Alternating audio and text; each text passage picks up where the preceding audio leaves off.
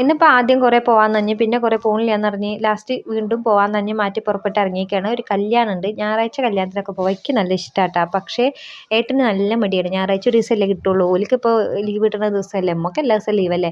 അപ്പോൾ ഇതാ നേരെ ഭൂതത്താൻകെട്ട് എത്തിയിട്ടുണ്ട്. ഇത് ഭൂതത്താൻകെട്ടിൻ്റെ മതിലാണ് ഇപ്പോൾ കണ്ടത്. അത് കഴിഞ്ഞ് നേരെ മലയാറ്റൂർ ഫോറസ്റ്റിലേക്ക് കടന്നിട്ടുണ്ട്. മലയാറ്റൂർ ഫോറസ്റ്റിൻ്റെ ഉള്ളിൽ കൂടി ഇപ്പോൾ പോയിക്കൊണ്ടിരിക്കുന്നത് കേട്ടോ.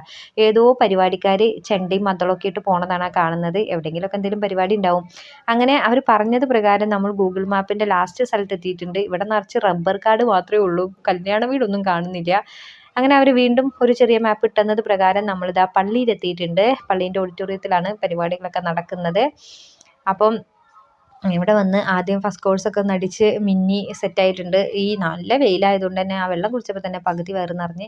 പിന്നെ ഇതാണ് കല്യാണച്ചക്കനും പെണ്ണും ഒക്കെ. അത് കഴിഞ്ഞ് നമ്മൾ ഫുഡ് കഴിക്കാനിരുന്നു. ഇവരെല്ലാവരും ഇങ്ങനത്തെ സാധനങ്ങളൊക്കെ കഴിച്ചത്. ഞാൻ പിന്നെ ചോറുണ്ടെന്നുണ്ടെങ്കിൽ ചോറാണ് കേട്ടോ കുറച്ചും കൂടി ഇഷ്ടം.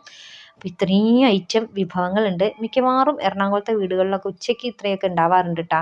നോർമലി ഇവർ ഒരുപാട് കറികൾ ഉണ്ടാക്കുന്ന ആൾക്കാരാണ്. പക്ഷേ നമ്മളെ മലപ്പുറത്തുകാർ ഒരു ചോറ്, ഒരു കൂട്ടാൻ, ഏറി എന്നൊരു ഉപ്പേരി, അത്രയല്ലേ ഉണ്ടാവുള്ളൂ.